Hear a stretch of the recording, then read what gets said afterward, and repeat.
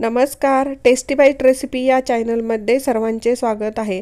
आज आपण बनवणार आहे क्रिसमस स्पेशल प्लम केक। हा केक मी प्रीमिक्सपासून बनवणार आहे। अगदी पटकन आणि खूप सोप्या पद्धतीने तयार होतो। यासाठी मी फ्रेश ऑरेंज ज्यूस वापरणार आहे। यासाठी मी ऑरेंज घेतलेले आहेत। खरं तर हा प्लम केक वाईन किंवा अल्कोहोलमध्ये बनवला जातो, पण मी फ्रेश ऑरेंज ज्यूसमध्ये हा केक बनवणार आहे।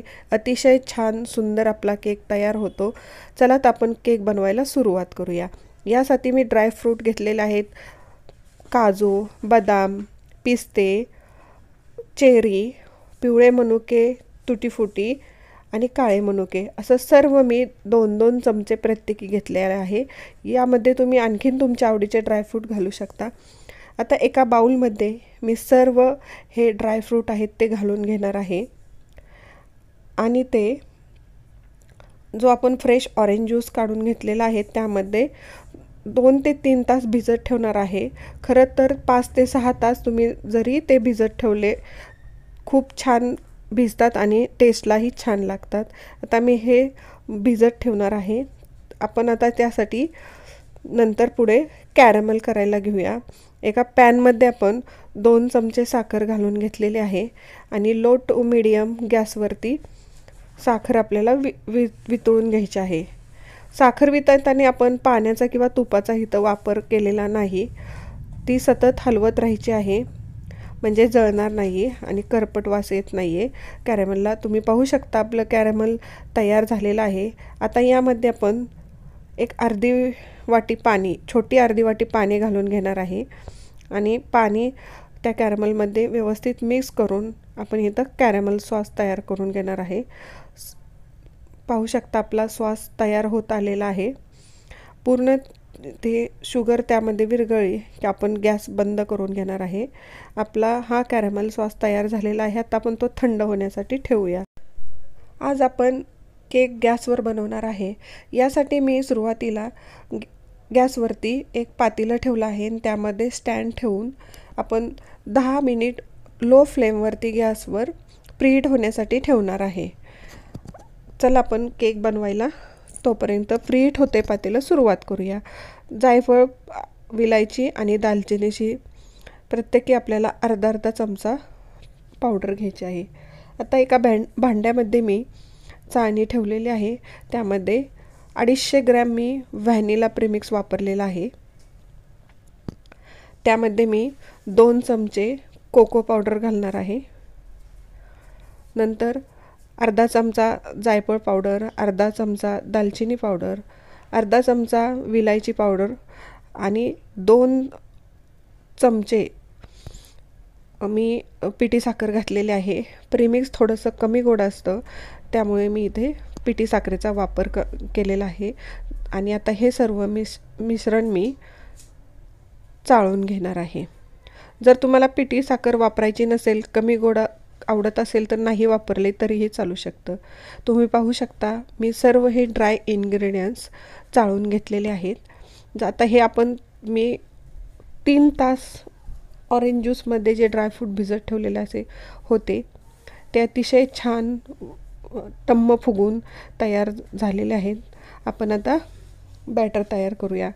चाळून घेतलेल्या या सर्व मिश्रणामध्ये 2 चमचे मी तेल घालून घेतलेलं आहे।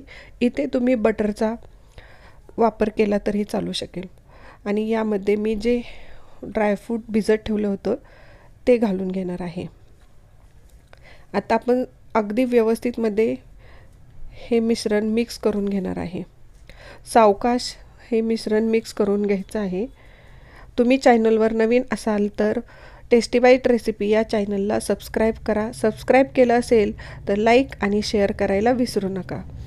आता आपण यामध्ये जे कॅरमल सिरप करून घेतलेलं होतं ते पूर्ण थंड झालेलं आहे, ते यामध्ये घालून घेऊया आणि पुन्हा हे सर्व मिश्रण अगदी व्यवस्थित मिक्स करून घेऊया।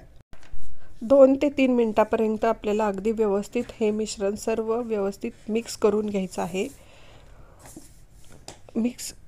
2 ते 3 मिनिटानंतर आपलं व्यवस्थित असं मिश्रण मिक्स करून झालेलं आहे। खूप पातळही नाही, खूप घट्टही नाही, या पद्धतीने आपल्याला मिश्रण तयार करायचं आहे। आता हे तयार झालेलं आहे। आता आपण केक टीनमध्ये घालून घेऊया। यासाठी इथे मी 5 इंचाचा केक टीन घेतलेला आहे, त्यामध्ये बटर पेपर लावलेला आहे आणि सर्व बाजूला साईडला तेलने ग्रीस करून घेतलेला आहे। आपला केक टीन रेडी आहे। चला आपण या केक टीनमध्ये बॅटर घालून घेऊया। अतिशय व्यवस्थितपणे केकच्या टीनमध्ये आपल्याला बॅटर घालून घ्यायचं आहे। तुम्ही पाहू शकता व्यवस्थित असं आपलं बॅटर तयार झालेलं आहे। खूप पातळ नाही, खूप घट्ट नाही। पातळ झालं तर केक आपला व्यवस्थित बेक होत नाही आणि मधून ओलसर असा राहतो। आता ती व्यवस्थित मी सर्व बॅटर टीनमध्ये पसरून घेतलेला आहे आणि टीन आपण 2 ते 3 वेळा टॅप करून घेणार आहे। यामुळे केक असणारे एअर बबल्स बाहेर निघतात। आता मी टीन आपला वरून मी ड्रायफ्रूट लावून टीन तयार झालेला आहे। गॅसवरती पातेलं आपण प्रीहीट करायला ठेवलं होतं, त्यामध्ये आपण टीन ठेवून घेऊया आणि वरून झाकण लावून ठेवूया। टीन गॅसवरती ठेवल्यानंतर एक 15 ते 20 मिनिट झाकण अजिबात खोलायचं नाही आहे। ते झाकण लावून आपल्याला 20 ते 25 मिनिट बेक करून घ्यायचं आहे। 20 मिनिटानंतरच झाकण खोलून आपल्याला केक बेक झालेला आहे का नाही तो चेक करायचा आहे। आपण 25 मिनिटासाठी ठेवणार आहे।